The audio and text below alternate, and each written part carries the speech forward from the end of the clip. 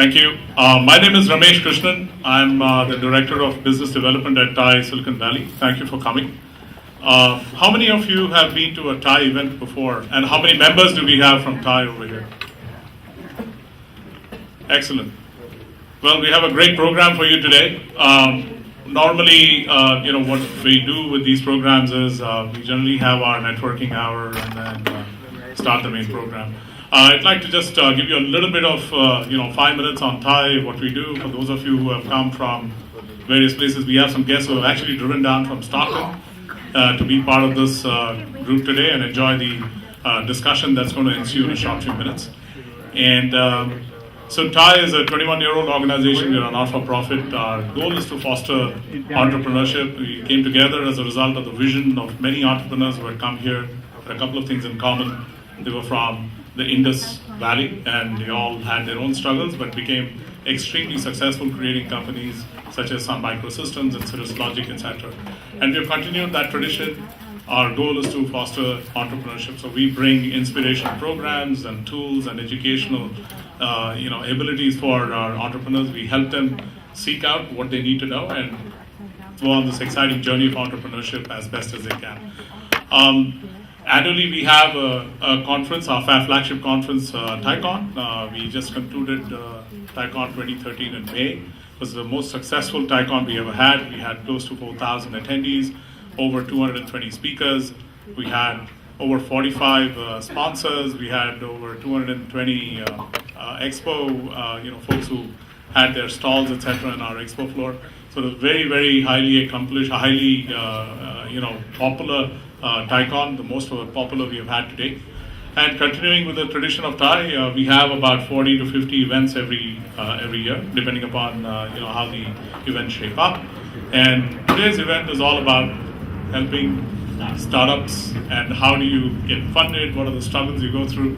And we're going to be hearing from a few very experienced entrepreneurs who have gone through the journey, and they want to share their kit and caboodle with you, so which means they will also tell you what not to do, hopefully, right? And the objective is to sort of pay it forward and help other folks not repeat the same mistakes. And for those of you who have not yet become TIE members, this might be a great opportunity for you to become one, because these types of programs are regular for us, and you would automatically get onto our list, and you would be able to consume not just the programming that you get here, but also go to our website, which you can do anyway, even without being a member. But it definitely helps, sort of stay in touch and get our emails and be on the mailing list, etc. So without further ado, I'm going to hand it over to Abhishek, I guess, who's going to cheerlead the rest of this program. If you have any questions about TIE or TIE Silicon Valley, I'm here. My colleagues Harini Sripati and Terry Koh and Monica Valdez are all here. And of course, we are supported by our volunteers, especially Dan Dalal, who's always here. He's never missing from any of our events. So if you have any questions about TIE, we are happy to answer them for you. Enjoy the evening and have a great show. Thanks, Ramesh. Just a round of applause, Ramesh. So just now Ramesh introduced TIE, and I'll introduce something different called Startup Leadership Program. So Startup Leadership is you can call it an incubator, accelerator, or just a leadership program. It's a 6-month long program, which I'll talk about more. But the reason we are here is TIE is a sponsor of SLP, as is few legal entities like WSGR. So what we do, we are trying to help startups to move from an ideation stage to a real startup stage. In their journey, we become you can say, their partners, their colleagues, their friends, and help you through mentorship as well as peer-to-peer networking to take the next step.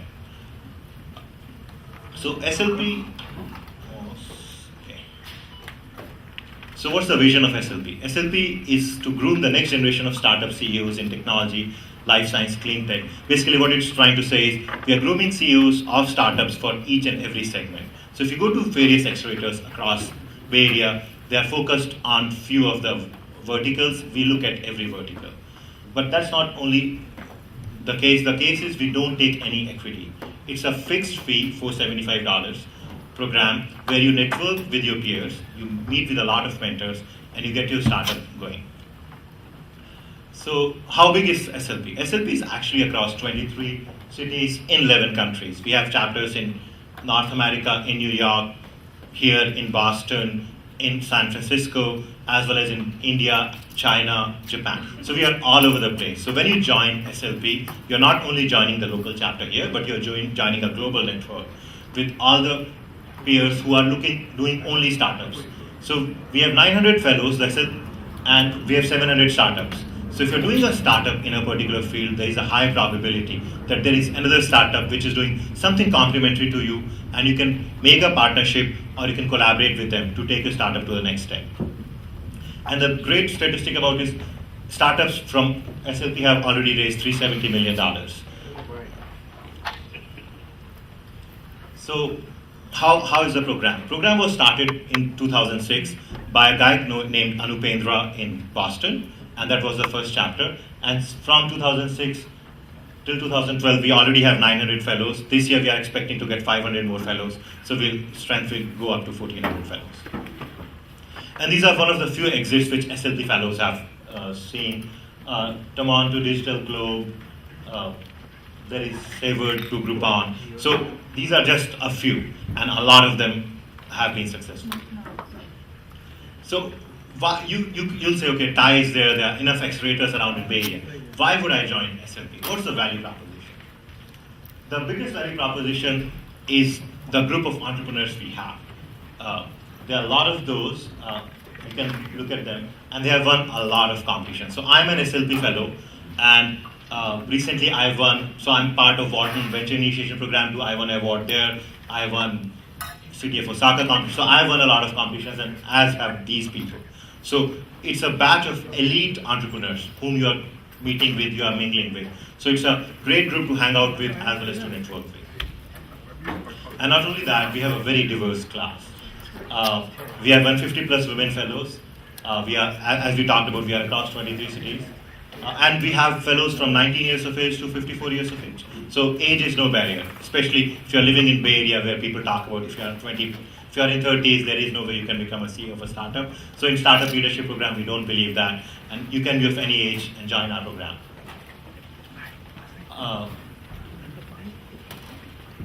So what's the journey of a CEO? And I know, I was just talking to our speaker, Ankit, and he was talking about it's a lonely journey. But it's not about being lonely. At SLP, you can find the team, you can find the company, so that when you're having those down days, when you're not selling something or your product is not coming offline, you can talk to SLP fellows who can help somewhere and cheer you up. And the best part about SLP is not about the mentors, not about the leaders, it's about the peers. So when you go through the class, a lot of your peers would have gone through that problem which you might be facing, and then through peer-to-peer network, you can resolve that and improve your chances of making the startup a success. We have a huge network of mentors. Steve Blank here is our mentor. Rosen Sharma, McAfee Systems is our mentor. Harvard Medical School, North Sims from Sims Lab is our mentor. So if you are looking in medical technology or medical related fields, we have a huge presence in Boston, so you can collaborate with people in Boston and you can do the medical technology really well. So the curriculum, we have a predefined curriculum, but that's very flexible. So the class comes in, they get a curriculum, but they can decide what they want and what they don't want. We have regular pitching sessions, so you can improve your pitching when you're pitching to investors. But if you don't want to do pitching and you want to do something else, you can always do that. Like for our class, we were looking to do more pitching sessions, but people wanted to talk about conflict management. So we invited 2 conflict management experts to talk about how to manage conflicts if you and your co-founder have issues and you want to split up. So even if there is a curriculum which covers all the basics about startup, funding, lean startup and all those things, it's not set in stone. So you can always change it as per your need of the class. And the best thing about the program is it's a single program across the globe. Everybody goes through the same classes, sort of same weeks. Like we in Silicon Valley are collaborating with San Francisco, which is another chapter here, and our classes are done on alternate days, which will go through very similar curriculum. So if you miss a class here, you can go to that, or if you want to network in 2 circles, you can do that too.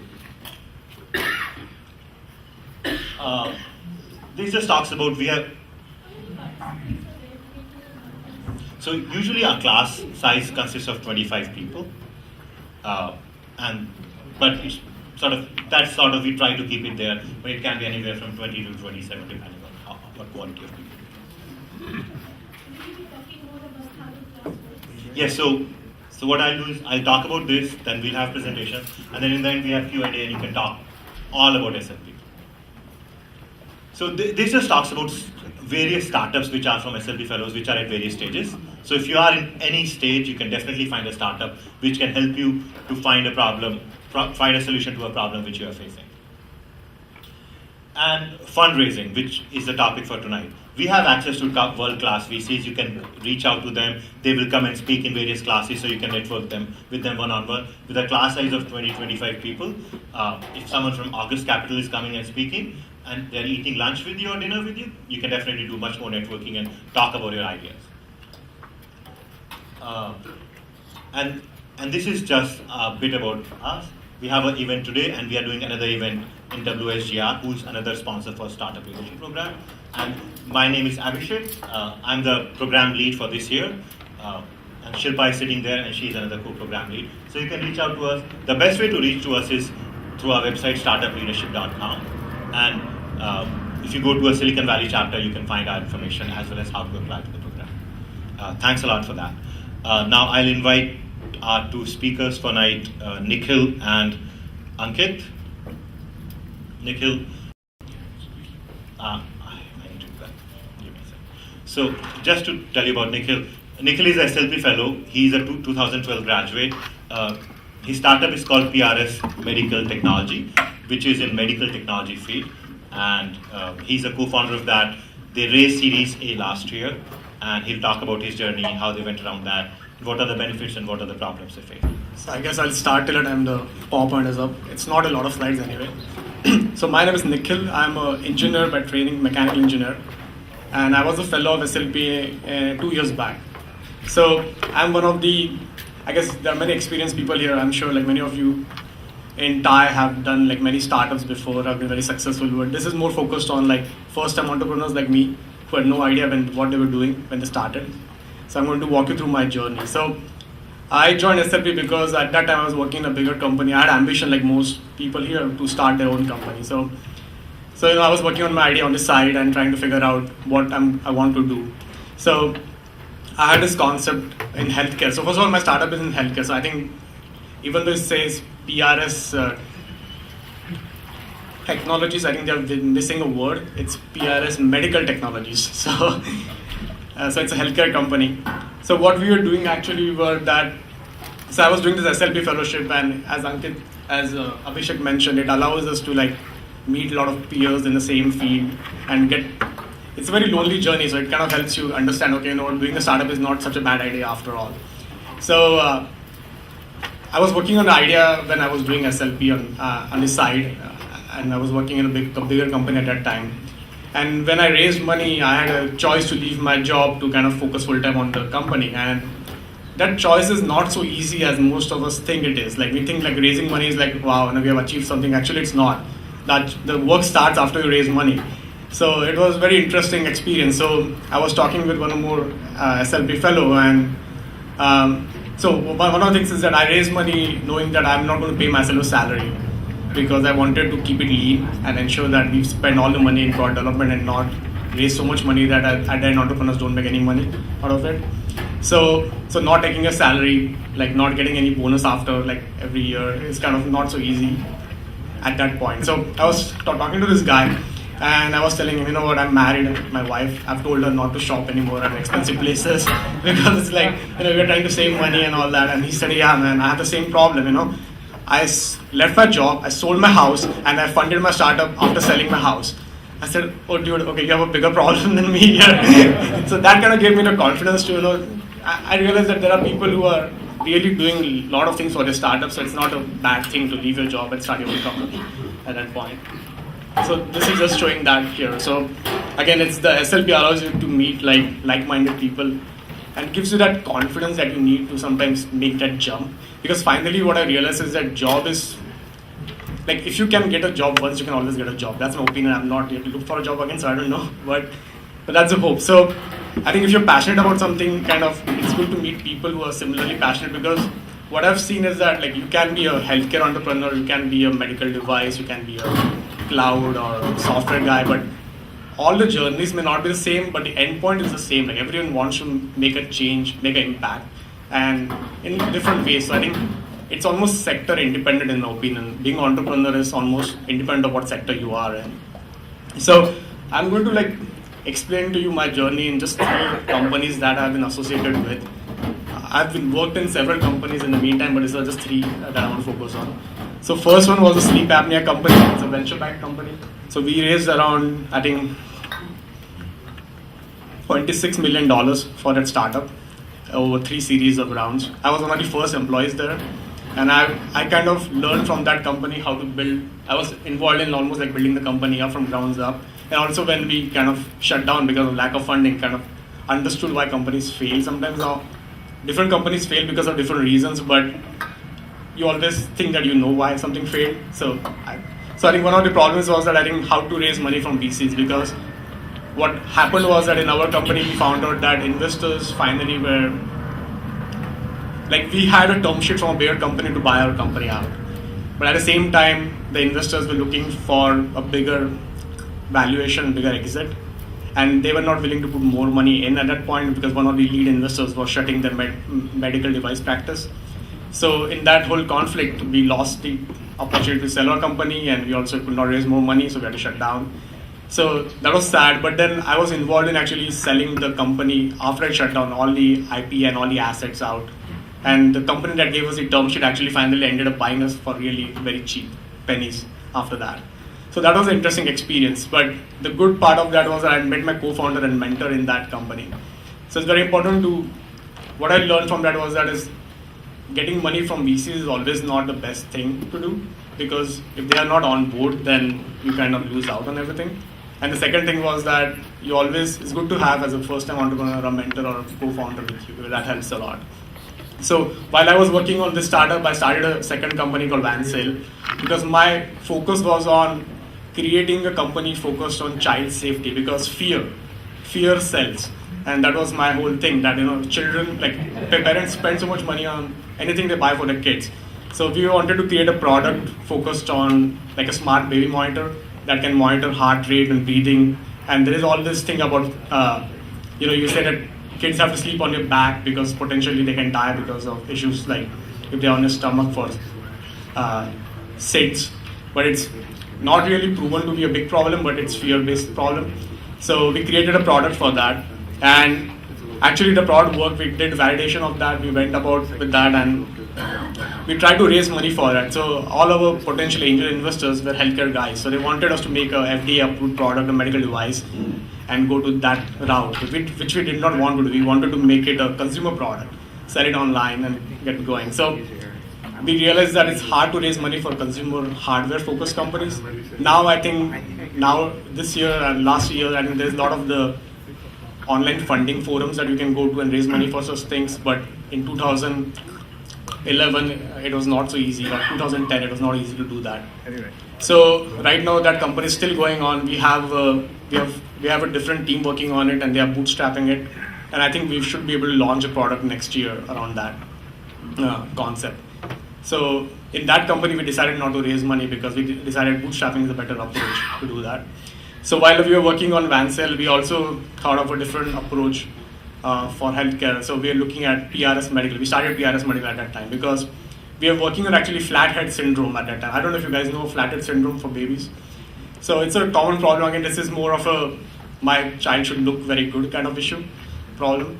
So many kids get flatheads. So the solution is that once you get a flathead, people wear helmets. You must have seen some babies wearing helmets on it. It's not pretty actually. So to make the head like almost circular again. So we created a technology that prevents flathead from happening actually. It worked really well. So we went to a doctor in Washington, one of the biggest doctors who works in flathead, and we showed him the product. We were very excited about it. He said, you know what, this is bullshit, this problem needs no solution. It's not a problem at all. You guys are like wasting time on all these things. So he said, okay, so what do we do now? So he said, why don't you look at bed sores and ulcers, pressure ulcers? Because that's a real medical need, because people get pressure ulcers. It's not treated yet, and you need to solve that issue. So we said, okay, we'll come back and we'll look at that. So we started looking at bed sores as a medical need to address. So I'll go into that in the next slide, but basically we raised a seed round and angel round. We actually had to call it a Series A round because we had to set a value on the company at that point because we had some institutional investors involved.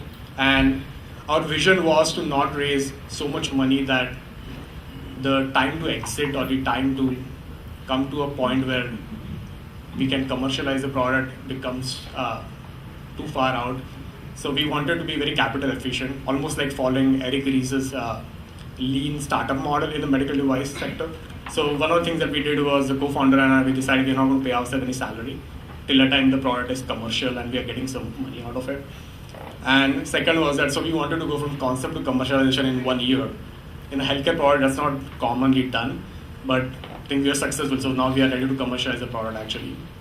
So I'm going to talk about the pressure. So I know you guys have had food right now, but I'm going to show you some pictures that are not so pretty here.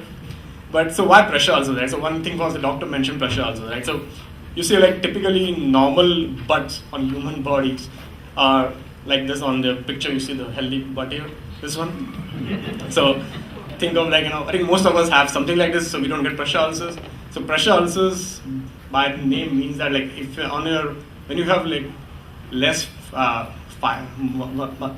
muscle mass around you, and you have constant force on your skin, then the bone and the skin interface, the blood circulation is stopped there, and you get a wound there, and that's pressure ulcer. So it happens on your hip region, it happens on your heel, on your head. So typically wherever you don't have, when you have a lot of bone that comes out like in contact with the skin more prominently. It happens in elder people because they don't move. Typically when you sit on a chair and we all micro move a little bit because we want to avoid high forces, high pressures. But in elder people, we don't see that happening because they are sometimes not able to move by themselves or they just don't have that strength in the body to do that. So the most common area where it happens is the hip region, the sacrum, and that's really nasty because it affects the quality of life drastically in people. Once you get an ulcer, the quality of life really is affected. There's no real treatment. People try like wound care and all, but in reality, if you don't take the source of the problem away, which is high forces, high pressure, you're not going to treat the person. And if the person can live, say, 80 years, typically they can die in 70, in like 5-10 years of their life is gone also with pressure ulcers. So I think our vision was like in pressure ulcers, I think we thought that we can make a change actually. And actually impact a product that can impact the people's like quality of life. So we looked at pressure ulcers as a area to focus on. Second interesting thing was that because this is a very old industry, like bed sores for last 30 years, no one has really worked on any new concepts for solving that issue. People just accept the status quo. So there are these bed companies that make like specialized surfaces or mattresses, like air mattresses or air fluid mattresses or foam or gel, and they all don't work actually. If you ask them for any clinical evidence, they will not give you any because they don't have any.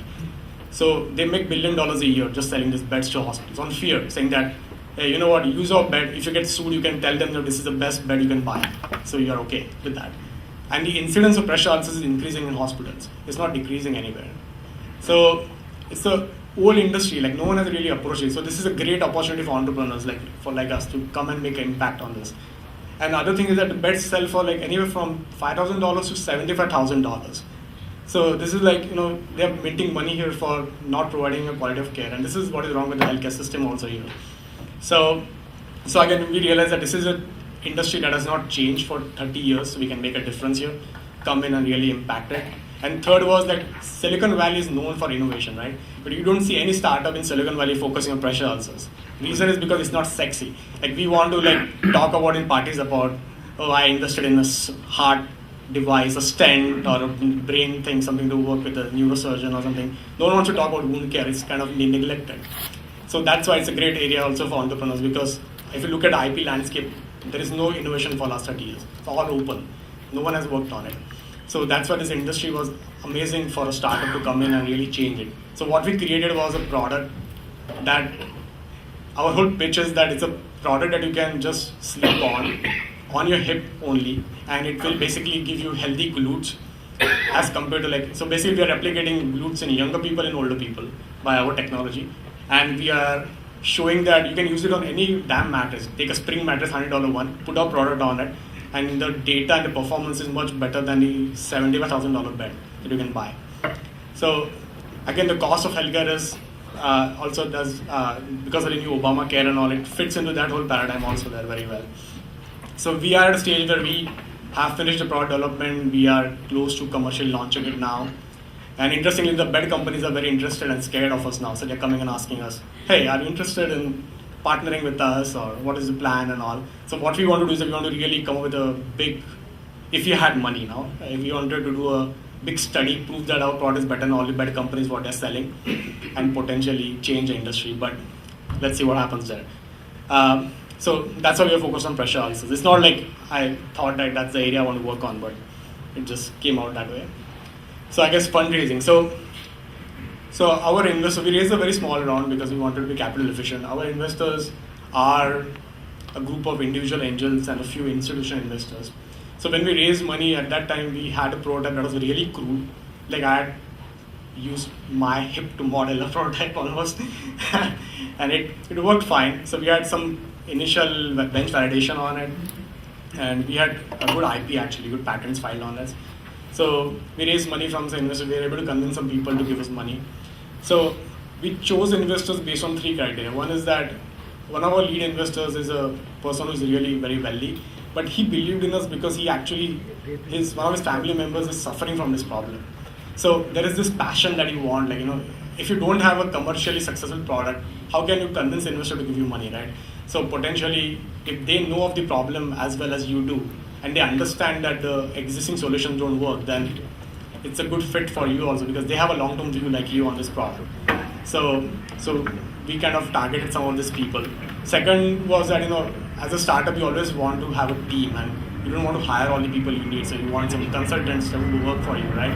Sometimes you have to pay a lot of money for the consultant. But what if you can get a consultant to invest money in your company and work free for you? That's a good combination, right? So that's what we did. We looked at some of the consultants we needed, and we convinced them that investing money and working for us free is a great thing for them. So that's what they're doing. So, and then the third thing was some strategically connected institutional investors.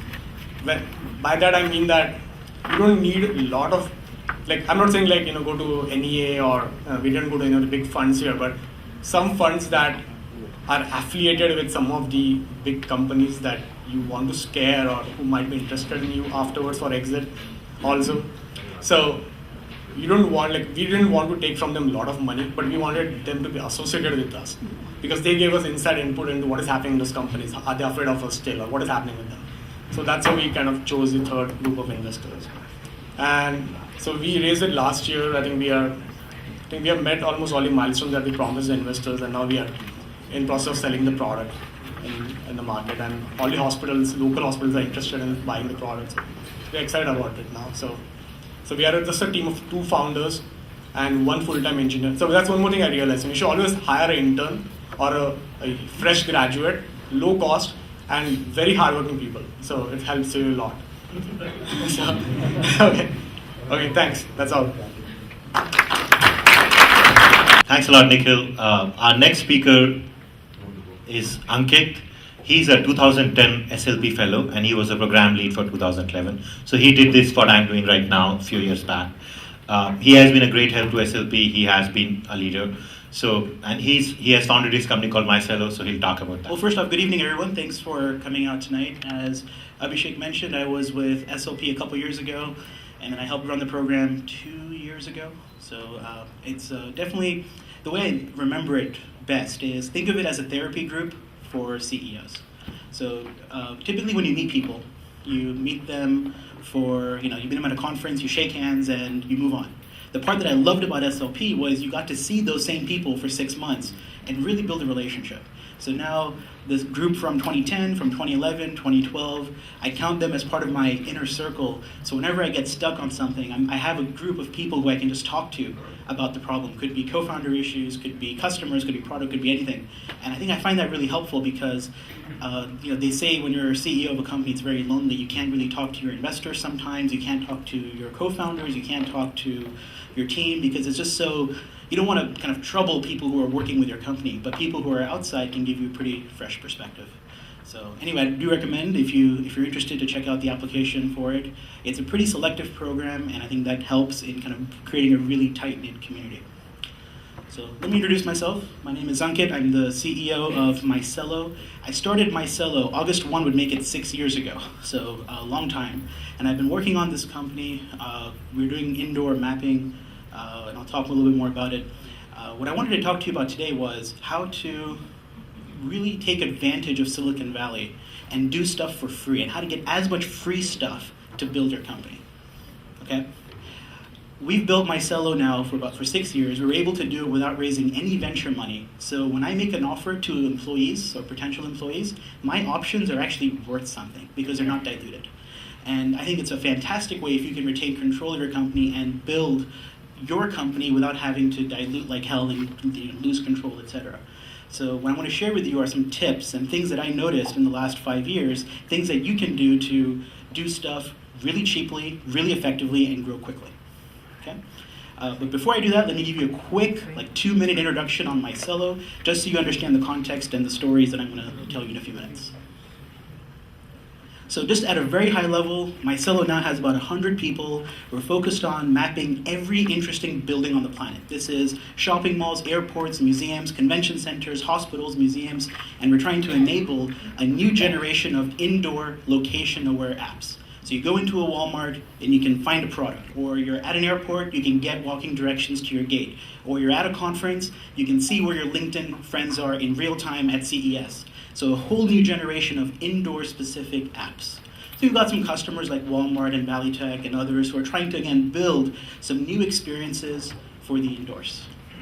Just to throw some visuals in there, here's what Walmart did with us last year in their holiday headquarters. When you opened up the Walmart iPhone app, you could get a map of the store and see the location of the top 25 products that they had on sale during the shopping season. Similarly, at Luxor, if you are at the casino, download their app. You can get information on the map of the entire casino and get all kinds of detail about where things are, get walking directions and sites so you don't get lost, etc., etc. So just to set the story. Now let's talk about the fun stuff. So, practical tips about building a company, a 100-person company, without raising venture money and surviving. Okay? So, just at a high level, I'm going to talk about a couple things. I'm going to talk to you about how we got our first customer, how that just landed in our lap, and how we took advantage of it. How you can get product development work done for free, or not really for free, but in a very cost-effective way. How you can take advantage of the Valley, because there's a lot. I mean, there's a reason why all the other cities in the world are jealous of Silicon Valley and try to come and replicate. And I'll tell you some of the things that I noticed. And how to really take advantage of other companies who are trying to sell you stuff. So let's dive into it. So the first thing I want to talk to you about is where to get money from. So Nikhil mentioned a little bit about venture capital, and I'm not going to talk about venture capital at all. But the first place, you start your company and you have some founders. One thing I've noticed is that people give their co-founders equity for free. And I totally don't understand that. So you got these two people and they'll say, hey, let's just split the company 50-50. Or you've got 3 co-founders and they'll split the company 33-33-33. And that makes absolutely no sense to me at all. I made all of my co-founders buy their position. The first thing I had at Marcello 5 years ago when we were starting this was just a dream. And I told my co-founders, you're welcome to join Marcello. I want you on the team. I'll give you 2 options. Option 1, I'll give you 1%, 2%, 5%, whatever. Join as an employee. Option 2, put in $10,000, put in $20,000, put in $30,000, some amount of money, and I'll sell you 20% or 25% and you can buy your co-founder title. What this did for me was it got me some seed money, so we had about $50,000, $60,000 from the co-founders, and myself, of course. I also bought my way in. And we had a little bit of money to pay for the expenses that you would expect, a little bit of real estate, some internet, etc. No money's being used for salaries or anything at that point, but it gets you commitment. But either way, you leave the choice of the founder title or non-founder title to the person you're hiring. When you don't have anything to sell, you don't have a product, all you have to sell is a vision. So the only thing I had to sell back then was the title, and that's what I sold. And I got 3 co-founders on board, and we were able to, in a sense, get a collection of a little pot of money to get the company started. Sorry, go ahead. You didn't have a platform developed? Nothing. All I had was a dream. I told the co-founders that, hey, we're going to build this company, and you're welcome to join. And I'd love for you to be on the team. Here's the 2 potential roles for you: either buy your way in as a founder, or join as a potential, lead engineer or a hire of a company. So today when I hear people say, oh, I met somebody at a hackathon and we're going to start a company together, it's like, it doesn't make any sense. Where's the money coming from? You got to have some money. I mean, you can't just start with $100. You need a little bit of cash from someone. So anyway, that's my first most important tip. Don't give away the equity in your company. Try to sell it to somebody who wants to buy into your vision. Because if you can't get anyone to pay like $5,000 or $10,000 and commit, your idea probably isn't really developed. Or you probably don't have a strong enough vision to begin with. It's probably too early for you anyway. The next, of course, is friends and family. I took some friends and family money, a couple $100,000. Couple hundred. But this is purely money raised on trust, right? My aunt put money in. My second cousin put money in. We launched, and some guy in Texas saw us present. He read about us in the newspaper, flew over, and then put in some money. Like, I don't even know why he put money in, but he did. But like, we got these random people, mostly family, putting money in. That is so dangerous. I'm disappointed we had to raise money from friends and family because it's such a burden. I mean, it's been 5 years. I still haven't returned any money to them, and it just sucks, to take money from friends and family. So if you can avoid it, please do. It's just a burden. But we did take a little bit of money because we had to pay. We just had more product development work to do. I like the new trend on crowdfunding because it's just another way to do sales. You're just pre-selling stuff that you haven't built yet to people who are willing to pay for it. It's kind of like selling equity to your co-founder without having built the product. So I really like crowdfunding, but it's only applied to a very narrow set of companies that are around kind of products that people can buy. Now, there's more of them today than there were 5 years ago, but it's still a pretty narrow set. Yes. Expand. Oh, sure. So for crowdfunding, this is the new platforms like Kickstarter, where what you're doing is making a really sexy promotional video, putting it online and describing how you are going to be building a particular product in the next 6 or 12 months, and then giving them a discount or giving them a t-shirt or giving them some promotional activity and giving them updates, making them feel involved in the journey, and really just taking the money up front and shipping your product 6 or 12 months later. So crowdfunding is a way for you to test your idea, see if people want to buy it, and kind of get a broader community of people involved. What are the disadvantages of the crowdfunding?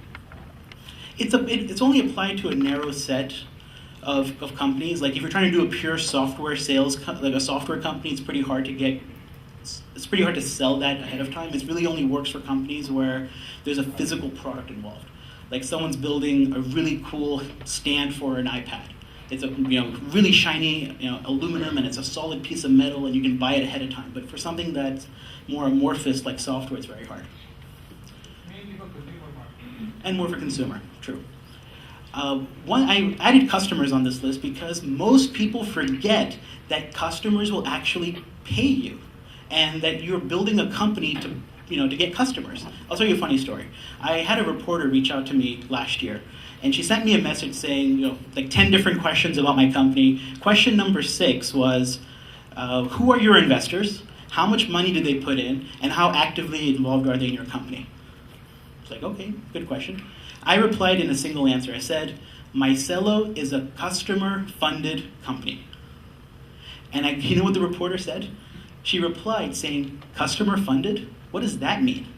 And I was like, you gotta be kidding me. Customer-funded means that I have a product and customers pay for it, and that's how I pay my bills. And I think it kind of reminded me of the broader bubble that I think we're all living in now, that you can't just raise money and keep building your company. You need to actually, at the end of the day, get some customers and make some money. Customer funding is a great way to do it, and I'll tell you more about it. In-kind and barter I've heard more and more about this as companies get smaller and you've got teams of just 2 or 3 people and they're all operating out of San Francisco in the same building. Typically you'll get companies working with each other. Someone will be really good at server stuff, someone will be really good at something else, and they'll exchange services. It works in those really small incubator type companies where you've got like, one floor full of 10 startups. They'll typically exchange services to one another to help each other grow. And then, of course, VCs, bloodsuckers. All right, signing up your first customer. So the first mistake we made was that we did not think about customers quickly enough. So we started the company in 2007, actually figured out what we were going to do by the end of 2008. Did a pretty fantastic launch in the summer of 2009 at the demo conference. So we were featured on stage and we had our 6 minutes of fame. And then because of all that marketing, we met with Singtel. Singtel, for those who don't know, is one of the largest mobile carriers in the world based out of Singapore. And we were at the Plug and Play Tech Center in Sunnyvale at the time. And Singtel was on a worldwide mission to go find new technology to bring to Singapore. They weren't looking for me. I wasn't looking for them. But they just happened to be at Plug and Play. And I had totally sucked up to everybody at Plug and Play. Like, everyone knew me. I was the young entrepreneur there. And like, whenever anyone interesting walked into Plug and Play, I was always introduced. I just had the relationship with the team. So I got 10 minutes. 10 minutes with, oh, by the way, we don't have a product at all yet. We just have like a demo. Okay, we have no live product at this point of time. So we showed the hack on an iPhone to the VP from Singtel, and he's like, oh, this is cool. Shopping malls in Singapore are like 10 stories tall. People can't find their way around. They get lost. We should totally bring this to Singapore. 2 weeks later, the CEO of Singtel flies in to meet more companies. I get another 5 minutes or 10 minutes with him. And he says, okay, let's do one pilot with one shopping mall in Singapore. Just map it out and we'll see where it goes. And that was my end. So Singtel, in the end, did a lot for us. We ended up getting paid for every single map that we made, which we had no idea what we were doing at the time. And they paid for development work, but we were able to convince them very quickly, within a couple meetings, to take our solution that we had built and take it over to Singapore. And we were telling them, hey, we're in development right now, and we'll give you a white labeled version, take it, run with it, and we'll do it. 6 months later, we launched. And during those 6 months, my monthly expenses were actually paid by Singtel because they paid for some of the maps we were making and they paid for some of our software development. So when we were talking to Singtel, I'm going to now double click on this Singtel example because I learned a lot from it. The first thing Singtel asked us for was exclusivity. And that scares everyone, right? Every entrepreneur is like, oh shit, exclusivity? Okay, no, we gotta stop. But they asked for exclusivity against one other mobile carrier in Singapore. And I was like, well, Singapore is kind of tiny anyways, a couple million people. If we're working with Singtel, we're not going to work with StarHub, their competitor. So we actually realized it was a no-brainer to go exclusive with Singtel for Singapore against one competitor. And we kind of very quickly got past this exclusivity point, but we were able to use it as leverage in the negotiation later on. But the bigger thing that I learned also was we were working with the perfect team at Singtel. This was not Singtel corporate. This was not like the whole organization. This was Idea Lab, and they actually have an office here in Redwood City. Their charter is to take new technologies and launch it in Singapore and test it out. And when I looked around, there's actually more organizations like this. Singtel is not the only one. Samsung just opened one in Palo Alto, Samsung Accelerator. And in fact, their pitch to me was, hey, Ankit, stop wasting your time with Samsung corporate. It's going to take forever for you to get a deal with them. Come with me, we'll launch you in 6 months, and if it works out, then go talk to corporate. I was like, that's interesting. You can buy, these big companies are so bureaucratic, they've set up separate organizations to launch products. And it's a trend. Westfield Labs, which is for Westfield, one of the largest property owners, just opened up a new group called Westfield Labs in San Francisco. Same mission. Take new technology and launch it. Be careful. This is not like HP Labs or the old school big company labs. This is a very different group. Though in HP Labs, projects don't go anywhere but HP Labs. These are very specific units in these larger companies that are designed to take your product and launch it. So find them. and get them to pay for your development. They have the budget for it. Their objective is to find new technology and launch it. They're there waiting for you. You just have to find them. One thing I noticed was Singtel came to us and said, well, Marcello, you're working on your iPhone application. Well, we also want to go live on Android because it's Singapore and we're Singtel and we can't just go live on iPhone. We got to be on Android too. So he said, sure, we'll do it for you. I mean, it's going to cost us time and money, so how about you pay for it?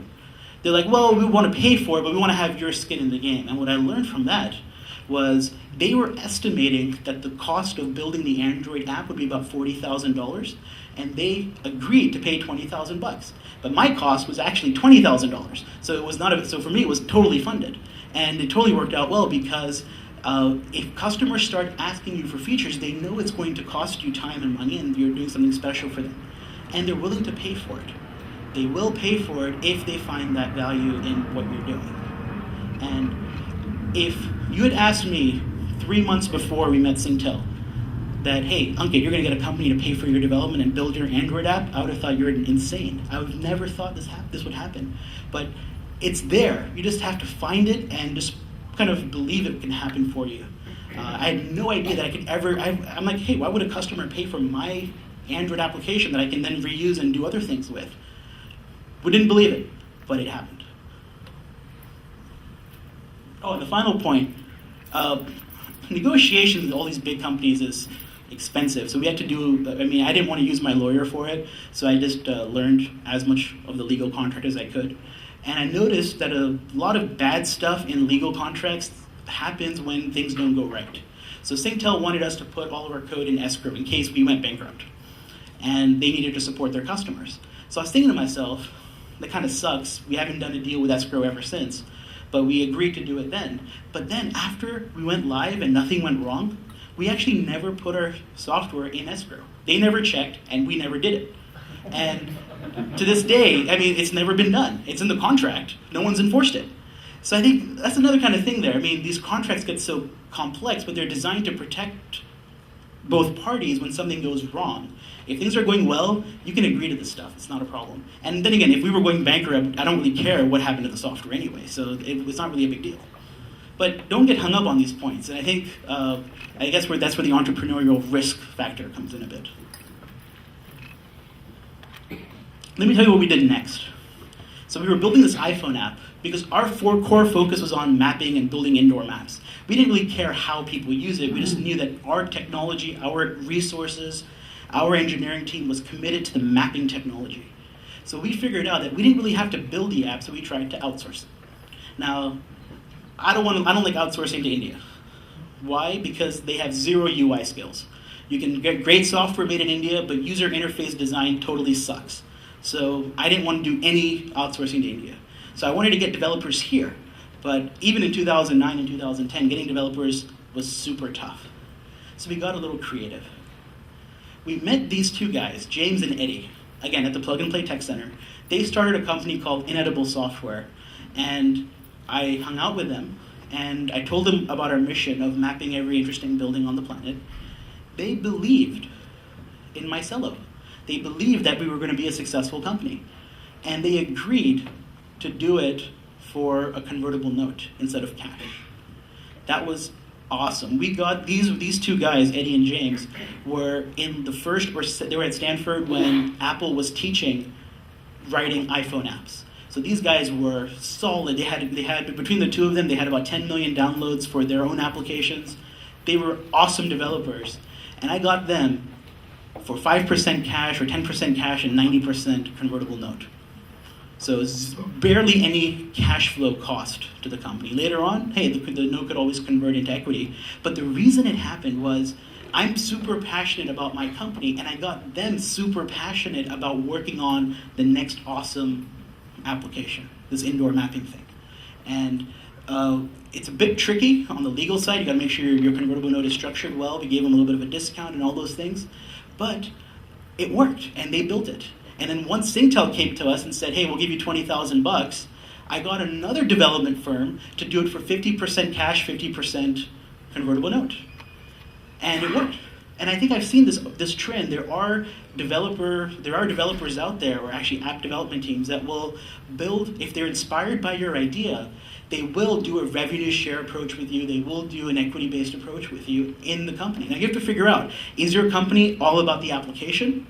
Then you probably don't want to do it. But for us, our core technology was around mapping and making indoor maps. We just saw the mobile app as disposable and just a way to showcase our work. So we didn't care who built it or who had the intellectual information about how that application was working. So again, think about how it applies to your business, but figure out what's core, and everything that's not core on the technology side, get others to build it and find creative ways to pay for it. It doesn't always have to be cash. You had a question? You know, so the question was, how do you find these companies? And, you know, I don't even know where to look. I just happen to find them.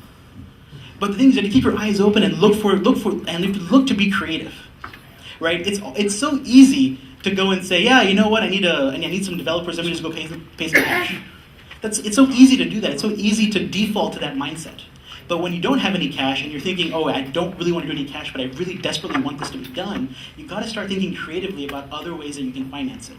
Suppose if these guys wanted somebody with Java server skills, I might have tried bribing them with one of my Java engineers to do some work for them and for them to do some work for me. Right? You have to find ways to be creative because cash is absolute king. You have zero money in the beginning, with four numbers or at most maybe $10,000, $20,000, very little cash. You can't afford to waste it. I had a friend of mine. Excuse me, I'm kind of jumping ahead to another point I was going to make. A friend of mine started a company, and she paid $10,000 for a website domain because she really wanted the name. I'm thinking to myself, I paid $7.99 for Marcello.com. I mean, like that's like the worst thing you want to spend money on. You have to be very creative on how you pay for stuff. Can I ask a question? So could you spend 30 seconds on the structure of your convertible note? This was what was the maturity date and... Sure, well, what we did in this case was we put a pretty low financing amount, and we said if we raise more than $1 million, it'll convert. And I think we gave them a 10 or 20% discount. And 18 months or something. 18 months? Yeah, something like that. And then actually, the funny thing is we never raised money, so we just paid it back later. So it was contingent amount of... on the amount raised, but we never raised money, so okay. A year and a half later or 2 years later, they called the note, we paid it back. So we, in a sense, deferred payment by 2 years when we had the money to pay it, and it worked. Did you have to pay any interest on that money or? 2%. Who did you decide that? Was that something you thought of, or did you? You know, I'm pretty cheap when it comes to lawyers. I probably should have had lawyers do more work in the early days, but I kind of just did it myself. Convertible notes are very simple. I mean, it's a simple page and a half. I kind of jumped to these points, but I mean, I think the core message here is that, you know, I see so many companies now. I mean, I devour information. I see so many new ideas, new things that people are working on. And I find myself excited about a new company about once every month. So I see like 500 ideas every month, and I find one, I'm like, oh, damn, if I wasn't doing Marcello, I'd do that. And I think you need to be as selective about all the ideas that you have and really pick the one that really gets people's juices going. I mean, if you're just another Tumblr for this or another Pinterest for that, it's just not fun. You're not going to be able to really get people excited or motivated because there's just so many options for things for people to work on right now. So I think you have to be passionate, but the test of how passionate you are is how passionate you get other people to become about your concept. You have a question back there? Yeah, this may seem a little academic in your context, but in principle, if you develop a couple of key external dependencies for technology, what does that do to your source escrow obligation? Now, all of a sudden, you have to have a back-to-back thing with that other vendor? So in this particular case, we were taking ownership of the code. Okay. Oh, Yeah. That's straightforward. Yeah. Otherwise. Right. That's why we're paying them the convertible note. Okay. All right. It's probably my favorite slide, actually. I want to talk about like 7 or 8 different things in the Valley that I took advantage of in the last couple of years. So my favorite is you got to win all the startup competitions because they give you free stuff. So back in 2010, when we first announced, think of launching a company as not a single one-day event. We launched for 18 months. Our first launch event was Java 1 2009, the last Java 1 conference in Moscone. Then we launched a demo 3 months later. Then in January, we went to another event and we launched. And this is in January of 2010. Then we went to launch SVAs in April of 2010. Then we launched at Mobile Beat in the summer of 2010. Then we launched at GigaOM's Mobilize conference in September of 2010. Then we launched at Under the Radar in December of 2010. We launched for 18 months because that's how you stay in focus. And the best part about it was we won pretty much every startup competition we went to. And that has some benefits. Like with launch SVAs, we got like some time to go meet people. We got some free legal advice, $5,000 from Coolies, and in fact, we still do this. Later this year, in September, there's a Tizen competition. Tizen is putting up like $500,000 in prize money for developers who are building apps on the Tizen platform. In fine print, it's all web applications. So we've got web apps. Everyone has web apps if you're building something. So it's pretty straightforward to enter. So always be on the lookout for these kind of, especially in the early days, the startup competitions. Because one, if you win, people write about you, so you get more notoriety, more people know about you. And more than anything, it validates it for your team. The best thing about winning MobileBeat and GigaOM Mobilize and Under the Radar and Launch SVAs and all these events was that every time when I went back to my team, remember my team is like not getting paid and they're kind of thinking about going to, thinking about other companies to go work at, or they're thinking about whether we're going anywhere. Every 3 months, this was like a nice jolt that, hey, people like us, we're winning events. It's like external validation. So always, as soon as possible, try to get to a point where you can launch and you can showcase what you're doing, because again, it lets you get a lot of validation, and some of these events actually pay for stuff. Real estate. Unfortunately, those real estate people, my God, they don't buckle very well. The first thing when we first started, when we were all part-time, the only hack we really had here was we borrowed a friend's office on Sundays and used his conference room as our meeting point. So that way, when everyone was part-time in 2007, we at least had a weekly meeting where we could kind of get together in a really nice luxury conference room and at least draw on the whiteboard and talk about our ideas. But once we got to Plug and Play, we had to pay the $600 a cube. And then once we left and moved into our own office in Sunnyvale, we had to pay even more. Real estate sucks, but as much as possible, try to get flexibility, try to pay monthly, try to get everything paid for as part of the custodial services and all that other stuff. Legal. Oh, legal is the best part. People come to me and tell me that they give equity to their lawyers, and then I laugh at them, because that's the dumbest thing you can do. There's no need to ever give equity to lawyers. They're going to defer stuff for you because you're a startup. We went through 3 different legal firms in the last 5 years, and it's kind of a funny story. We first started with Oric. And we were working with Anil Advani, who was a partner at Oric, and they gave us a $5,000 deferment. And I think the terms were that we would have to pay it once we, raised $2 million or something. And then Anil Advani left to start his own firm, so we went with him. And his rates were even cheaper, and again, I'm super cheap when it comes to lawyers. I just figure it out myself. And then we needed and I mentioned earlier, we won that launch SVAs event, which came with some money from Coolies. So we ended up getting $5,000 in free services from Coolies. So we went back to them, and Coolies tried to get me to just take the $5,000. And I said, wait a second, when you're a startup, you get $5,000 in deferred as well. So from Coolies, I got $5,000 in free legal, plus another $5,000 deferred, and then they started charging. So for lawyers, always make sure that you're getting stuff deferred. But one thing I noticed, it doesn't matter who you go to. Whether you get $5,000 in deferred, or $10,000 in deferred, or $2,500 in deferred, it's the same amount of work. All they're going to do for you for that deferment is do all of your startup incorporation papers. Now, whether you get $2,500 in deferred or $10,000 in deferred, it's the same amount of actual work. After they set up your corporation and they do all the paperwork, the founders agreements, the stock option plans, all that other stuff, after that stuff is done, then you got to start paying. But that's the only difference from one firm to another. Hardware. Hardware was surprising. So one thing I noticed, you've got these big company programs, right? You've got Oracle has their developer community. You've got Microsoft BizSpark. Back in 2007 and 8, because my co-founders came from Sun Microsystems, we were very close to the Sun Startup Essentials program. This was a fantastic marketing program from Sun for startups. It's no longer around, unfortunately, but it was fantastic.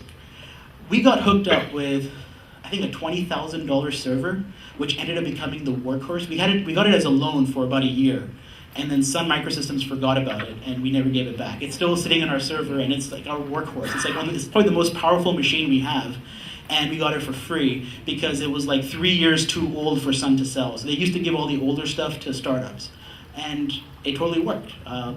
I think the same thing happens today. Just yesterday, my team was complaining about we're trying to get Pinch and Zoom to work on Android phones. So we called up our friends at Samsung. They hooked us up with a loaner device. I don't want to pay for devices. It's a waste of money because of the stupid contracts and the 2-year terms and all that other stuff. But you can get a lot of hardware, whether it's mobile phones for testing, or whether it's servers, or you can get a lot of credits for Amazon Web Services, all that stuff. You can get a lot of that for free. You just have to keep looking around for it. And whenever you go to a conference, you can get free stuff. It's there for you. You just have to go and find it. And the most important thing, actually coming back to that point on those bigger companies, is I'm sure many of you who have a startup joined Microsoft BizSpark's program. I'm also sure that many of you don't know anyone in the program other than the one person who tried to sell you that program. That's a mistake.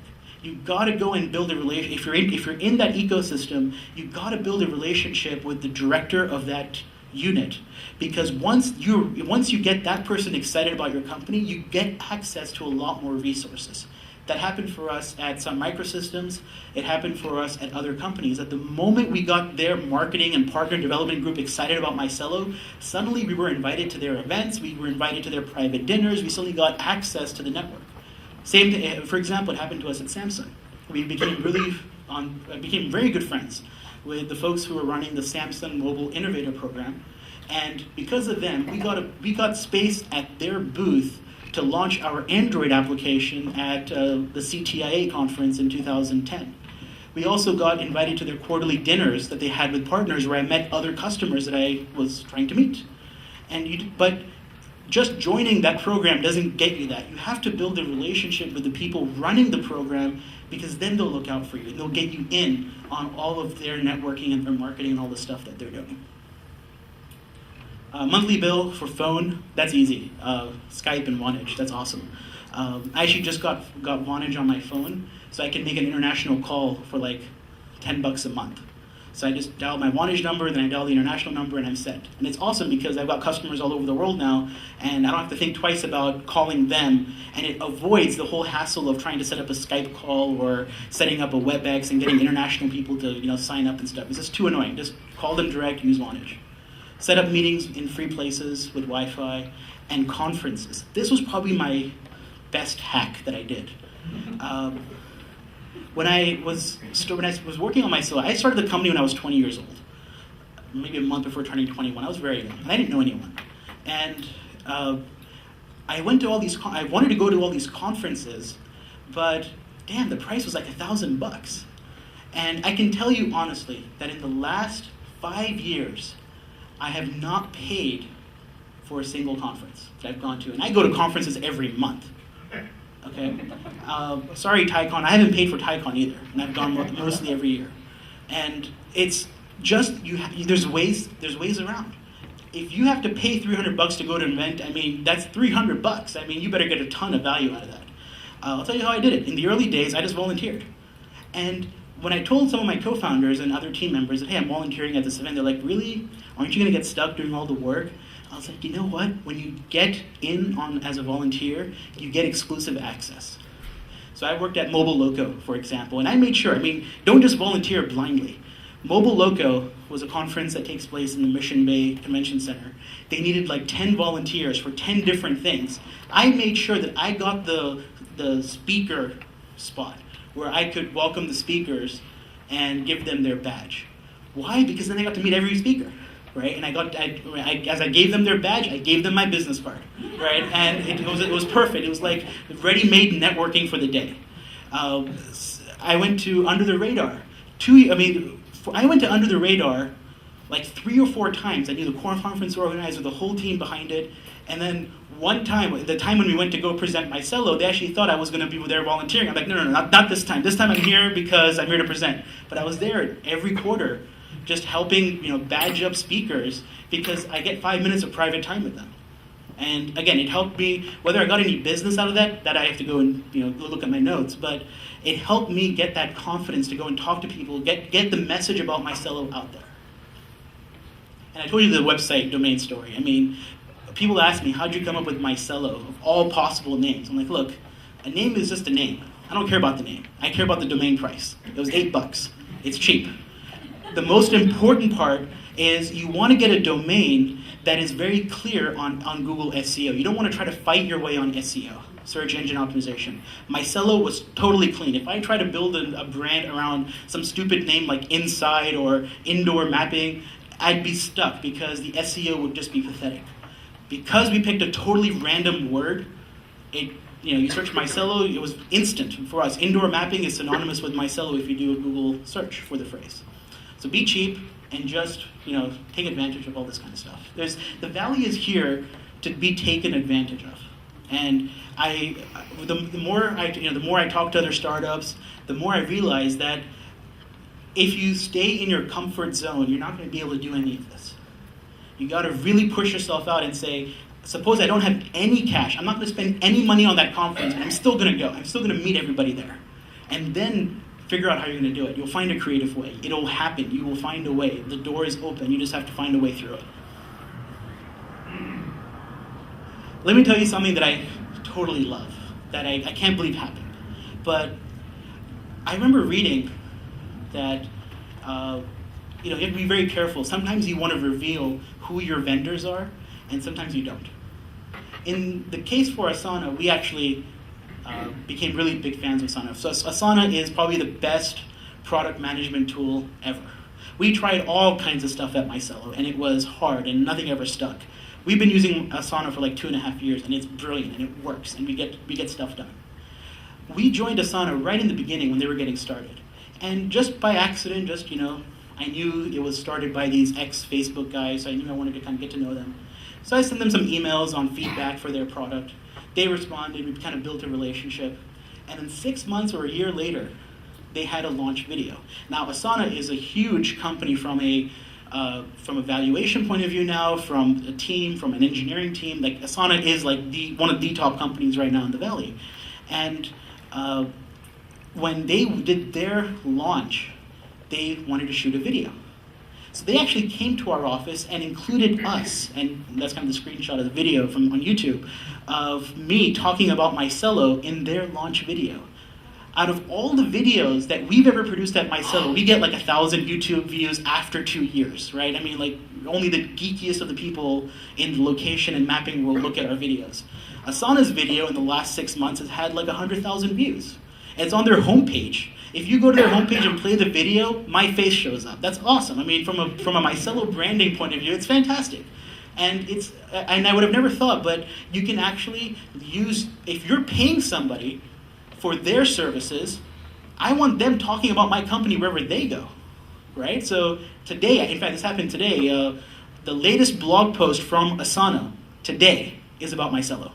So again, they're linking back to Marcello.com, so I get the SEO juice from it, from all the people visiting Asana. Plus, they're sending visitors my way on Marcello.com. It's fantastic. All the tech geeks read Asana's blog. So totally unorthodox. I mean, a lot of companies try to keep their vendors private. We also don't reveal all of our vendors. But we're working with Asana. It's a high-flying company. We're totally associated with them. I've answered like 10 questions on Quora about them as well. So I've helped them, and in return, they have helped me by they've helped my brand in kind of associating Asana with Marcello because I look up to their brand. I'm glad that they talk about Marcello. And like that, whoever you work with, whether it's partners or other companies, do that cross-promotion. I mean, when I started answering questions on Quora about Asana, it was just more for fun because I really love the product. But there's a lot of benefit on kind of cross-promoting. This is how you keep your marketing budget low, but still keep driving traffic back to your company. Again, a lot of this stuff is, actually to sum up, I mean, in the end, I think the phrase in my mind is just be creative. I think when your back is pushed against a wall, you can find these kinds of hacks to build your company. At some point, you have to know when to spend money and when to do these hacks. Like, I don't really volunteer at conferences anymore, but that's because I don't really go to conferences that much anymore because I'm just so busy working on Marcello. If I go to a conference, I'm just there, as a guest speaker or something. But times change, and you need to know when to spend the time hacking your way through and when to actually pay your way through. But for the first couple years of your company, I definitely recommend find a way through that doesn't require cash. You can do there's the whole valley is full of people here willing to help you, and if you're creative, you can't ask them to be creative for you. You have to be creative and figure out a way on how they can help you in their own way. I think the message I want to leave you with is that the biggest thing I think I've learned from Marcello is when you're in a startup, you have very little leverage. You don't have much leverage with your employees. You don't have much leverage with customers. You kind of have to do whatever people want you to do. But a startup, at the end of the day, when you think about your progress from a month to month, is really a collection of small wins. You got to find that one thing that happened today and kind of promote it to everybody in your team. Get everybody excited about the small win that happened today, and then another small win tomorrow, and then another small win the day after. Because everybody needs to be kind of excited about what you're working on. Because remember, startups are not easy. Everything is stacked up against you, and you have to celebrate that one win every day to keep everybody motivated and working in the right direction. So, if you have any questions, please drop me an email, Ankit at Marcello. I'll be around for a little bit. Do check out SLP. There's a whole awesome community of entrepreneurs in all kinds of fields who are doing startups, who are at big companies, who are investors. It's a great community to be a part of. Mostly what I've learned outside of myself, if I learned anything from Marcello, what I didn't learn from Marcello, I learned from the SLP community. So I think it's a fantastic group to be in. And with that, I'll turn it back over to Abhishek. Thanks. Thanks a lot, Ankit. Now we'll have a small Q&A session. I know we were supposed to last till 8:30, so we'll see how the thing goes. Maybe we can increase the time. Quora is awesome. So that's the first thing. Quora is an online Q&A website. It's kind of, the name was derived from quorum. It's a place where you can learn everything. It's like Wikipedia but real time, and it's fantastic. Once you're hooked, I mean, you can spend hours just reading what people say. It's a brilliant. We started in 2009. The banks had too many other problems. So my name is Shalab Gupta. I'm an SLP fellow of 2011, and as I was walking in here, I came here because Thai is very near and dear to my heart. I've been part of Thai when I was on the East Coast, and Thai has been hosting a lot of events in healthcare. So I came here primarily to cheer up my colleagues here, and I do want to talk a little bit about SLP. Those of you who have thought about SLP or have you heard about SLP, and you may wonder, is it a program for tech guys? Is it a program for healthcare guys? You just heard about the device story. I'm a biotech guy, really very far end. When you talk about drug development, I'm sure I can almost bet there is nobody else who works in biotech. Is there anyone else? Oh, there's one person. So wrong by one person. So what I want to say to you that look, SLP, I think people have talked about is a support group. You don't have to be a particular domain specialist. The problems that exist in a startup or the challenges that you encounter are, they are universal. You have to hire people. You have to motivate people to work with you, work for you. You have to raise money. You have to go sell your product, whether you work in a biotech, you work in tech industry, you work in financial services. And I think you find a support group here. Ankit and I talk often about things that are not relevant to industry, but about how to do project management. You have a team of people who are spread all across different time zones. How do you do project? Asana is one of the things that Ankit and I talked about, and frankly, it was very useful because when I went back to my team, I said, let's stop paying all the Microsoft project management that we've been paying and keep downloading new software. So Asana is free, by the way. So those of you who are thinking about it, free stuff. So there are a lot of value in SLP, and I'm here. I'm happy to answer any question on SLP, and glad to be part of this event. Shilpa. So I'm Shilpa. I'm from the previous batch of SLP, and I'm co-chair with Abhishek for the current batch. I'm a first-time entrepreneur, so I had been working full-time till I joined SLP last summer, and I was going through the whole ideation and going through different ideas and what to do. So it really helps. It's. I think the main thing is the community. You feel lonely when you're just an entrepreneur, and how everybody's mentioned out here, there is so much help out there, right from using consultants or which way to go, which products to use, testing your ideas for UI, for design, for flow. It's incredible, and you can just reach out to across an email base, and you'll get 10 replies back in like 10 minutes, and you'll have a host of things to consider. So it's really, really helpful. And if you have any other questions, we can answer them. Just to say on that, we are not just about work. So we were just talking, and we are planning a poker night in 2 weeks. So we'll be meeting at Ankit's place, and we'll be playing poker. So it's just not work. We play. We have Napa trip, and we have Tahoe trips too. Yeah, and there is drinking after every evening, sponsored by the SLP program. So there is a lot of fun, just not work. So, go ahead. Shilpa, what is the company you are operating? Can you tell a little bit? Sure. So I was working in the consumer space, and I was building app in the fashion industry. I was trying to basically have a single checkout process across different retailers. So I worked on it till March, April of this year. We had a prototype developed. We were pitching through it, but it didn't work out. So I'm thinking about some different ideas. But for most of last year, it was my first venture. I'd been working full time prior, but it unfortunately didn't work out. So nowadays there are a lot of accelerators like Qualcomm, Canada startups, and something else. So compared to those places, what's the benefit from SLP, and what's the benefit to those another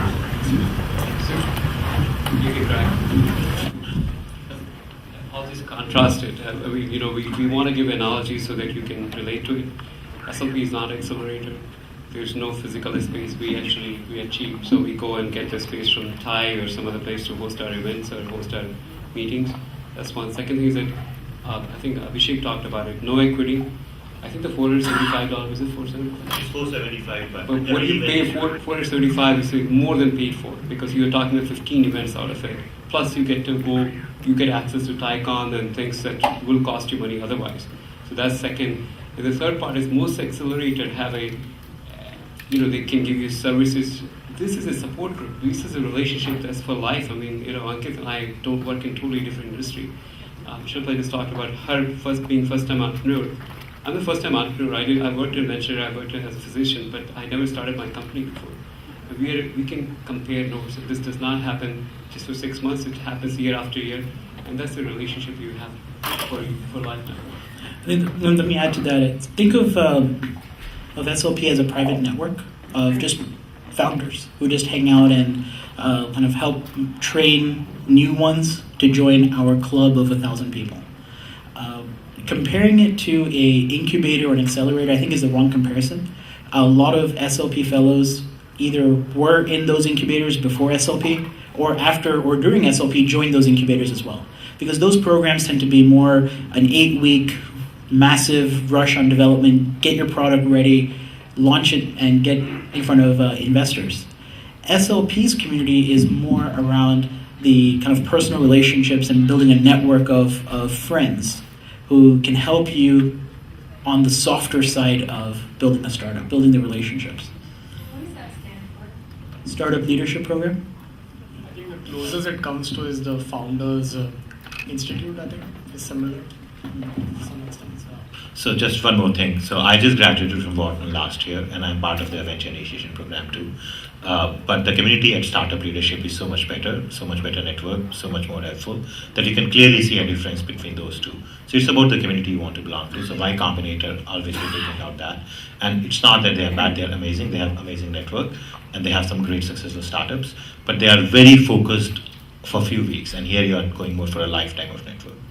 So one other thing I would add, that everybody who joins SLP, they don't have to have been working as a startup. There were people in our company, and Nikhil is an example. He was working in a big company. You may have an idea, you may have started a company, or you may be one of those who work for a big company, but every time you drive to work, you think, why can't I just start my own company? So you either are doing a startup, or you want to start a company, or you started something that didn't work out. In all different settings, you still can be part of SLP. Thanks. Yeah, a lot of people flushed out their ideas in our batch last year. So 50% of us were working on startup and 50% 90% of us were thinking about 10 different ideas and which one will work. So people paired up, people flushed out their ideas, and I think SLP helps build you up. Like in Y Combinators and 500 startups, they are at a certain level. They're at a certain level of revenue or customers, or their product is ready. Whereas in SLP, it's at you can be ground zero, you can be working at a big company, and they'll build you up to launch a startup. When I joined a couple years ago, I'd already been working on Marcello for about a year and a half. So I had already kind of fleshed out the concepts. For me, it was purely about relationships and meeting people. Because I think the part that I like is that it's a kind of a private group. There's been people who've been kind of vetted that they're working on startups. And now when I look at the community, I look at people who I met 3-4 years ago and where they were then and where they are now. Like one person in the group, Raj Jain, was working on his PhD from Stanford, was working on 3 different startups at the same time, and was just recently thinking about what he wanted to do next. And now he is the EA to Vinod Khosla at Khosla Ventures. So he's part of the community, and he's coming to the poker night in 2 weeks, right? I mean, he's awesome to hang out with. But 4 years ago, I was like, yeah, here's this guy, he's doing his PhD, who knows what he's going to end up doing, right? I mean, he ended up in a pretty awesome spot. And I think that's kind of the investment. It's more about building those relationships, because I personally came just for meeting people, making friends, hopefully having more people to talk startup geek with, right? Because when I go home and talk to my parents or to my friends, my regular world friends, they don't understand startup talk. They don't understand the frustrations of the day or what's working, what's not working. But this community of people get it. So when we're playing poker, we end up talking about startups as well, and that's fun. I mean, if you're into the startup world, you end up talking about startups. So you might mention that you've been working on a few startups and you didn't take any salary for that. So short of selling your house, how do you how do you run a startup, not have a full-time job and not pay yourself? That's a good question. So I think you need to plan for it. So you can't just jump into something without Marry well. plan. Huh? Marry well. I think my wife will not agree to that. But I think you need to plan for this. I think I look at salary as a way to not making wealth, but as a way to sustaining your monthly expenses. Right? So if you look at your expenses and if you create a spreadsheet, I think simple as that, I think you might find out that it's not so expensive to pay for 1 year if you have say saved for 3 years. Or 4 years. Now, obviously, you will not have any bank balance left afterwards. That's a chance you're taking. But I think if you plan for it and if you I think important thing also get your spouse or whoever's family, get them involved in the plan, because you can't do this by your wife not being a partner in this, right? So I think if you plan accordingly, then it's not such a big. I think the fear is not there as much as you think without planning.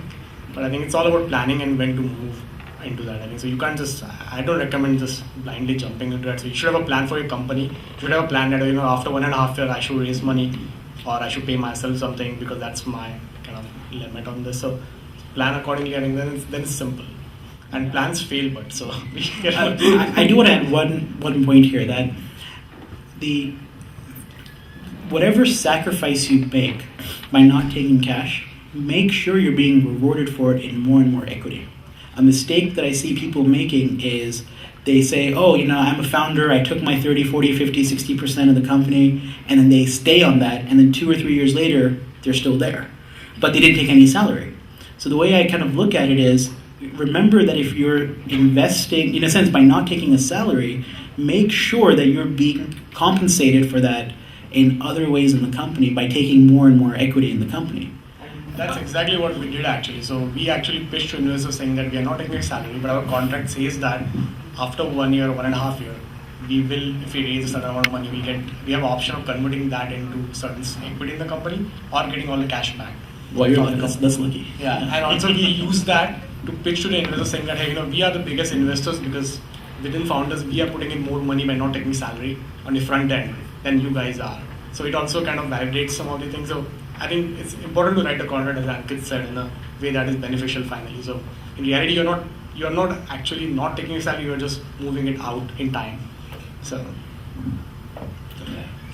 what do you do about healthcare? How do you get health insurance for a very small company? And how can you get a cheap health insurance for a small company? So I can start with this answer. So So I think right now, because of the new healthcare law, it will be easy for us to buy healthcare online, basically free. Not free, but you can just buy it as an individual.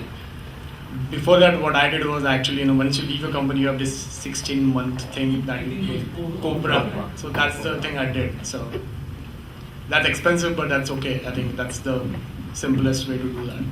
Actually, Cobra, he took it, but I wouldn't. So I'm a financial guy, so I'll advise against Cobra. But you can take you can go to any of those medical insurance sites, and they're not that expensive. Unless until you're having a kid or something like that, if you're not having those, and you don't have a pre-existing condition, they are pretty cheap to take. So it's not that bad.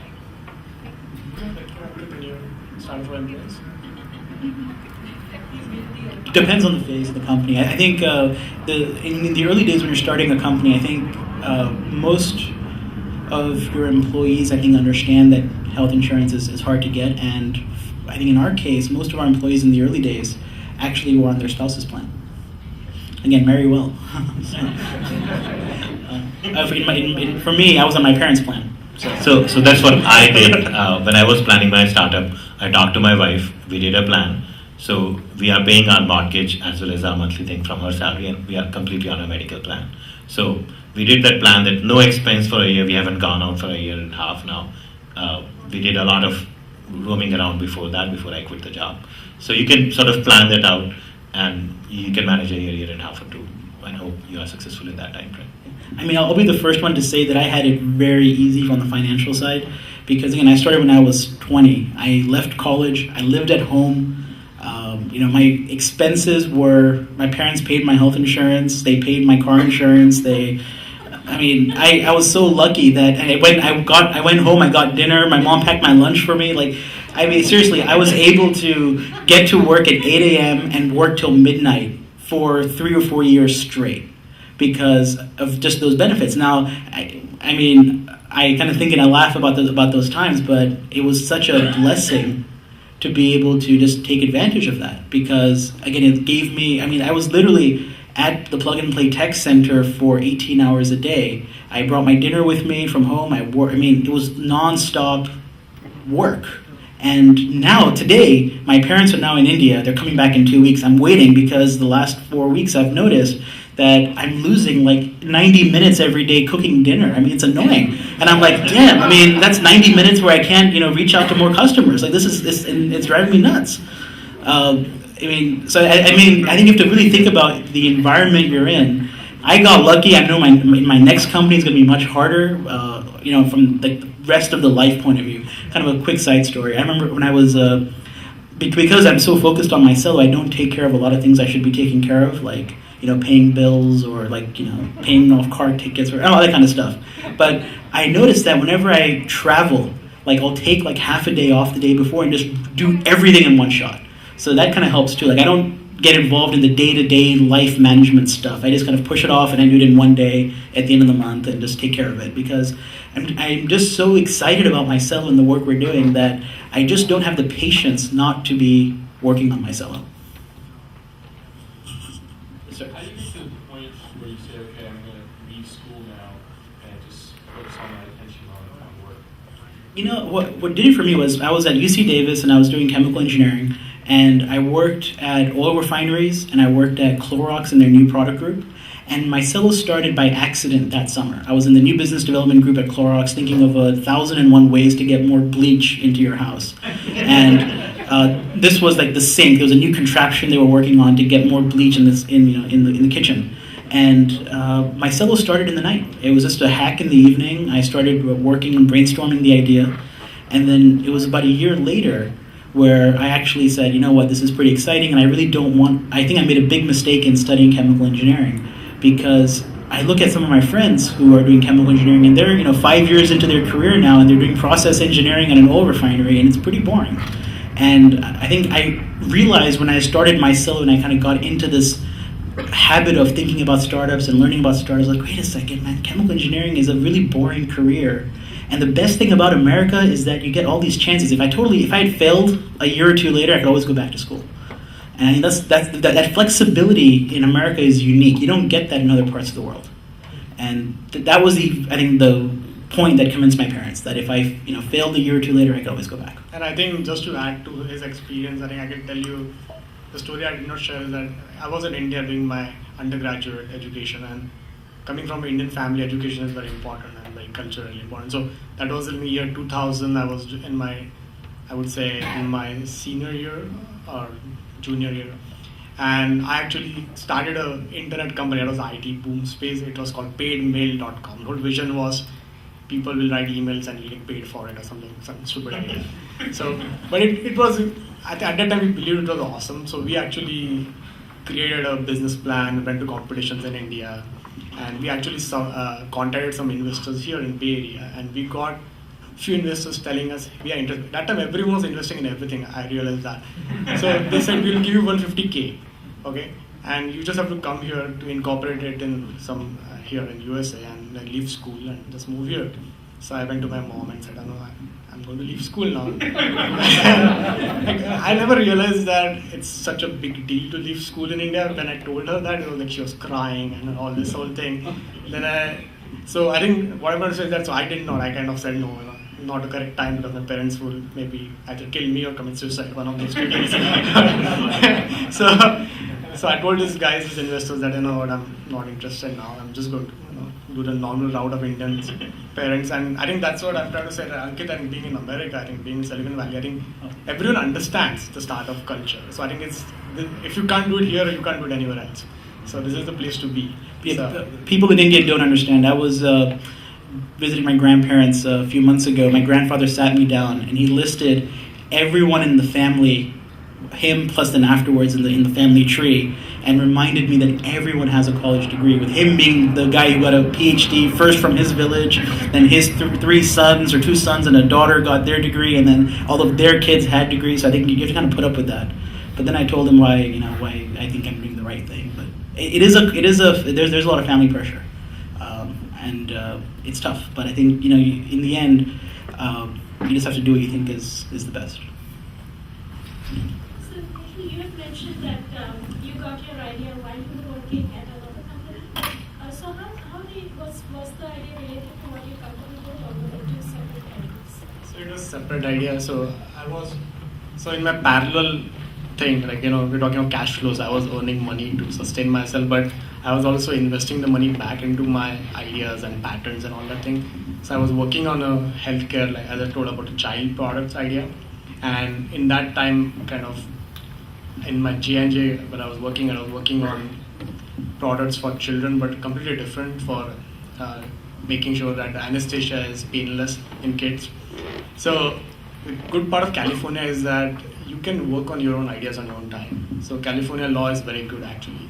So it allows you to be doing whatever you want on your free time without using a company time or company people. So you can do anything you want. So as long as it's not you're not stealing from them. So that's what I was doing. So it was not at all any conflict with the company. So I had no reason to tell them that I'm doing this. But at the same time, when it came that I had to leave, I had to tell them that, I'm leaving because of this reason. So they actually wanted me to stay as a consultant and earn some more money, I guess, to sustain my company after that, which is good initially because you're trying to figure out the space and all, but after a few months, you can't do both the things at the same time. Because you leave the job to do your full-time startup, and now you want to be consultant with someone else, you don't want to do that. So that's all right. So no, I think so because J&J has 300 companies in their thing, right? So you potentially can have conflict with some random company somewhere, right? But the whole good part of California is that you're only associated with the company you're working with at that time. So if I'm working on ENT space, then if I'm copying the idea, that's different. But if they have some banded product somewhere, I don't care about it. So it doesn't matter. So on the beginning stage, when your ideas are being developed and you have limited cash, working to protect your ideas, so in the process of getting the idea going, maybe like a prototype going, and or maybe legal fees. What is your focus on that in the beginning stage? That's a really hard question because lawyers are just really expensive. And the one thing that lawyers will not negotiate price on or any creativity on is patents. And IP lawyers are just too expensive. I think that's where I think the only tip I have there is that's where that founder's money from the beginning really should go, where you're kind of taking enough money to build your first version prototype, as well as enough to protect it with, one patent with a lot of different claims in it. I think it's a hard one.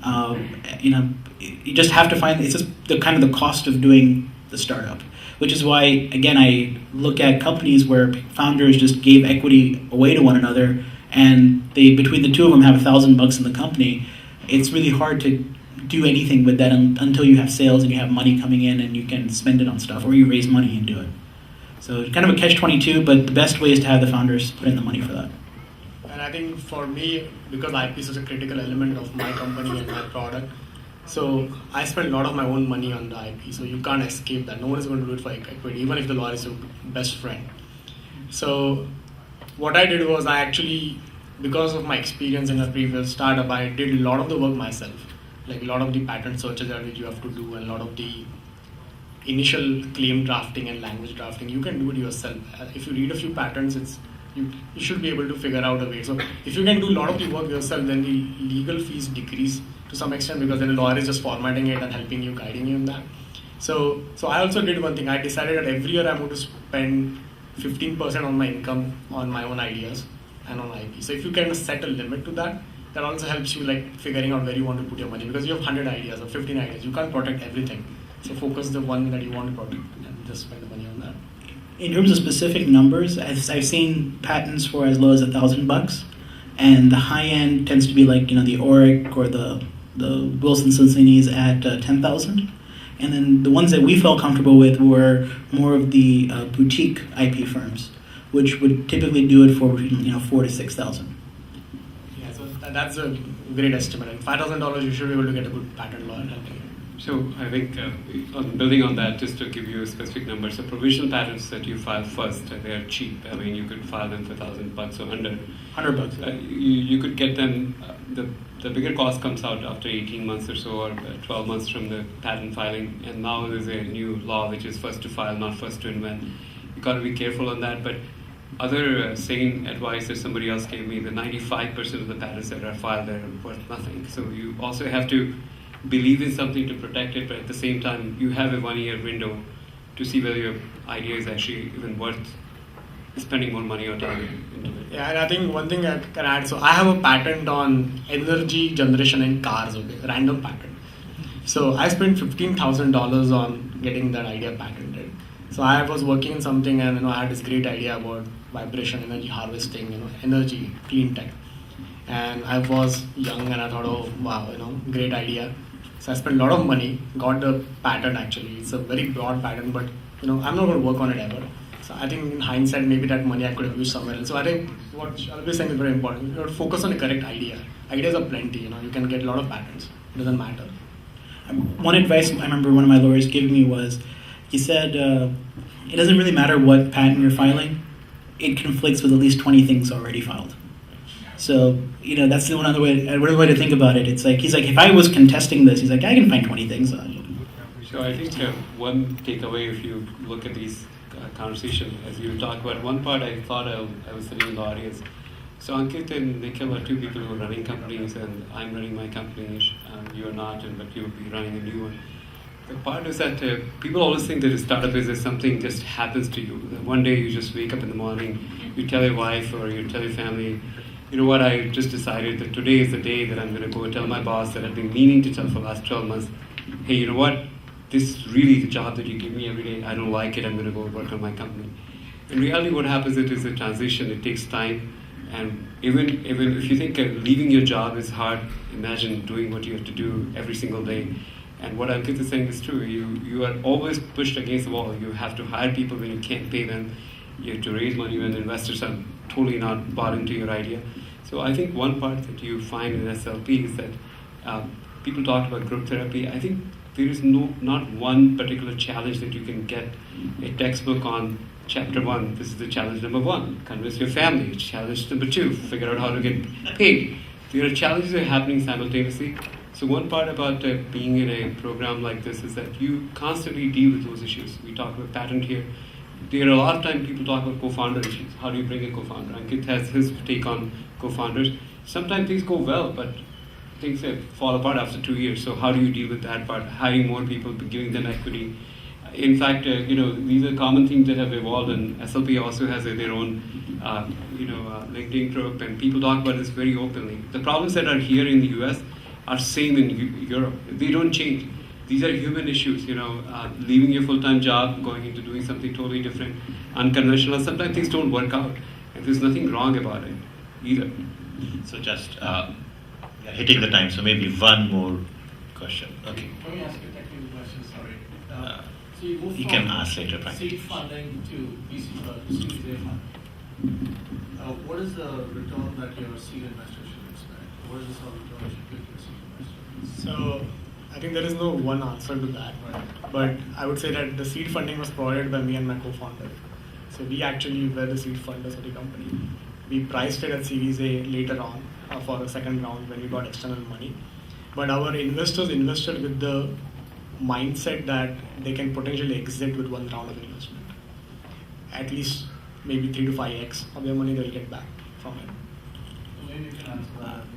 I think the most important point there is a function of time, which is once you've raised the seed money and then you've taken Series A money, then Series B money, hopefully the pie is getting bigger for everybody and the value of the company is going up. There isn't a hard number. Don't lose the money. Don't give them 1x back. Try to give them 2 to, I think the number I heard was between 2 to 4x, or that's kind of like the minimum. Depends on the type of seed investors. For my friends and family, my aunt, I think if I give her the money back, she'll be happy. Maybe some interest. So it's a combination of 2x cash return as well as convertible notes based on money risk. Is that how you do it? So convertible note is a separate instrument altogether. A convertible note is cash that will convert into equity on a subsequent financing round. And then once the company is sold, then they get that percentage of the company. So there isn't a hard and fast number on what you should look for. In the end, you want to maximize the value for everybody. One of the reasons why we said no to term sheets and decided to continue building the company on our own was we felt that some of the investors that were coming in were squeezing out some of our angel investors. And to protect our angel investors, we didn't want to screw them out of their round because of the new investors coming in. And so I think it changes company to company. It's very hard to answer your question. The most important, I think, is it's a function of time. The longer you keep their money, the more you should give back. So just one more thing. What kind of angel you're taking? If you're taking a convertible note, then you can give them a 20% rebate at the Series A funding and some interest on that. So it depends on what kind of structure you are doing for your seed round. So we're thinking about 25% discount. Oh, for 20% discount and 5 to 6% refund rate for 18 to 24 months. Yeah, that's the Oh, I'm sorry, I didn't realize you're talking about convertible notes. For a convertible note, there's really 2 mindsets. One is a fixed discount, typically, as these guys mentioned, 10, 15, 20%. The other is what's become more popular with the professional angels in the Valley is a capped convertible note. So in this case, the discount is not determined initially, but the discount is determined based on the valuation that the next set of investors put on it. Just do a Google search for capped convertible note, and you'll find all the information about how that instrument is being done. It's kind of tricky for entrepreneurs because it tries to set the price of the round without trying to set the price of the round. So I never liked it, but professional angels in the Valley will typically default to that. If you're lucky, you get the uncapped, no discount convertible note, but that's very rare. Thanks a lot to the speakers. Just let's have a round of applause for them. Thanks for coming, everybody. And thanks a lot all for showing up. We really want all of you to check out startupleadership.com and become part of our community. Thanks a lot.